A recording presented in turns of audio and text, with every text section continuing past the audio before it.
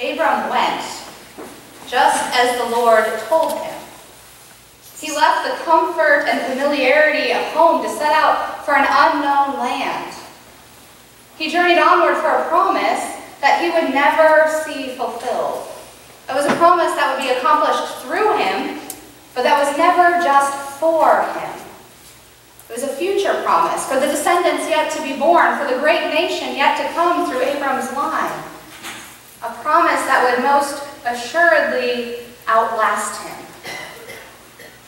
And yet Abram is willing to leave behind everything he knows and his home to set out after this promise just as the Lord told him. I admit that I have come to expect nothing less from the man history calls the father of faith. Scripture has captured him as one of God's most faithful chosen ones, making it kind of easy to expect that of one of our faith heroes in the Bible. It was easy for me to gloss over the immense reality of what it means for Abram to set out after a promise that he would never see fulfilled. I admit that in my young adult life, I had not often had to think seriously about what that meant. To commit myself to a promise that would most assuredly outlast me. That is, I had never seriously considered it until the day a few months ago when my district superintendent announced to my church in Ohio that I would be leaving to come and pastor here at Sandpoint. The weeks that followed were filled with bittersweet moments as I realized I had committed myself to a promise that would outlast me. Like when I led 3-year-old Liam around the sanctuary after baptizing him, I sat there, I watched him as he gave high fives to every person we passed. And in the midst of it, it hit me that I wouldn't be there in the fall to bless his backpack when he started preschool. Or the bittersweet moments that I had on Sunday evenings with the youth when I would laugh with them. The ones that I had just confirmed, only to sigh and realize that someone else would be there when they graduated. Or the very many times when I would talk with adults and their faces would light up as they would tell me about how God was at work in their lives, and I so desperately wanted to see how their story would unfold next. In those bittersweet moments, I found myself face to face with the very simple but very challenging truth that God's promises always outlast us. Of course, at some level, I had always known that. I remembered Abram who set out so faithfully for a promise he would not get to see fulfilled, for a promise that was for his future descendants. And I knew about Moses, too, who led the people out of Egypt, wandered in the wilderness, only to get but a glimpse of the promised land and never set foot on it himself. I knew the story of the Great Commission, how Jesus' disciples had what seemed like just a moment with the risen Lord on a mountain before being sent right back out with the mission to teach others. And I always knew that God's promises outlast us. But I think a lot of us know it's one thing to know something and it's a whole other thing to experience it. To see the joy of God's promise budding and know that you may never be the one to see it bloom or to taste the sweetness of the ripened fruit. Such is the bittersweet reality of God's promise, that it always extends through us, but past us. We are always simultaneously the happy recipients who get the good news of God's promise in our lives, and yet are always called to pass it on anew for someone else. Truth be told, it's a wonderfully difficult, utterly challenging balance to maintain. The balance between accepting the promise in your own life and automatically going and passing it on in a new way. On the one hand, some believers hear the call to pass it on and they jump right to passing it on and never really pause to let the promise sink in to their own lives. Or there are others who get so caught up in the joy of being on the mountaintop, of hearing the good news, that they never come down and pass it on. It's a hard balance to strike, which leaves us to wonder then, how do we live committed to a promise that always outlasts us? We're not, of course, the first congregation to have to try and figure this out. From the very time of Abram, people have been trying to figure out what does it mean to commit themselves to a promise that they see glimpses of, but not often the full fruit. We have thousands of years of examples, and yet I think that it is the father of faith himself who got it right from the start. After all, upon receiving God's promise, he is the one who set out just as the Lord told him. Abram went without a word of discussion, without a map, without first securing any kind of guarantee, without even wondering out loud why in the world God's promise for a new generation couldn't just come through the ways that Abram had always known God. Abram didn't do any of this. Abram just went and set out. He wandered in an unknown land, giving himself entirely in faith to God's call, daring to imagine that God could possibly be doing something wonderful and new that couldn't be done in his old familiar homeland. Sounds a bit like foolishness to just set out. He doesn't even have a plan.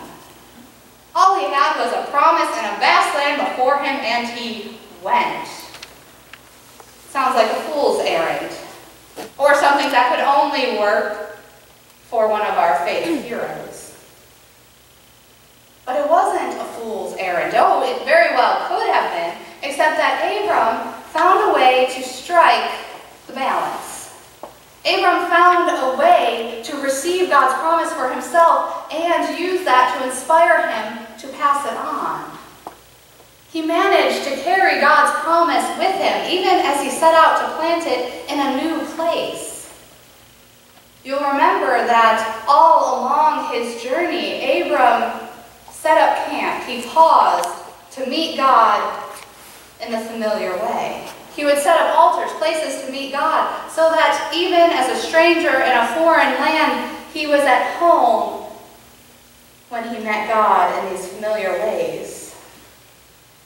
He was at home and able to receive God's promise in his own heart, even as he was in the middle of a journey to pass it on for a new generation. Abram found a way to strike the balance, to let the dance go on, maybe. And I wondered how he was able to do it. We see that he was able to do it, but we still wonder how. And this morning, I would suggest that the reason that Abram was able to do it was because he was able to fully understand that God's promise to do a new thing for a future generation does nothing to diminish the promise that Abram has received himself. The fact that Abram gets glimpses of the promise that will be even bigger in the future doesn't do anything to diminish the glimpses he does get. For instance, if we follow Abram's story onwards, we know that he has the joy of welcoming children after a lifetime of living childless. But this is the man who is promised a great nation in the years to come. The joy of having that first child after a lifetime of living childless is not diminished because he knows in a few generations the nation will be even greater. Abram understands that his promise is not diminished by there being another promise for another people. That is, I believe, how Abram was able to strike the balance, to receive the promise and still be inspired to pass it on, to let the dance keep going, to work tirelessly so that a new people could understand the promise because he wasn't threatened. He wasn't afraid. He wasn't that his promise was going to be annulled because of it. He knows God's promise for a future people doesn't diminish his own promise that he has received. That's how I think he found the balance. And so that is for us an example today of how we find the balance, of how we commit ourselves to a promise that will always, always, always outlast us.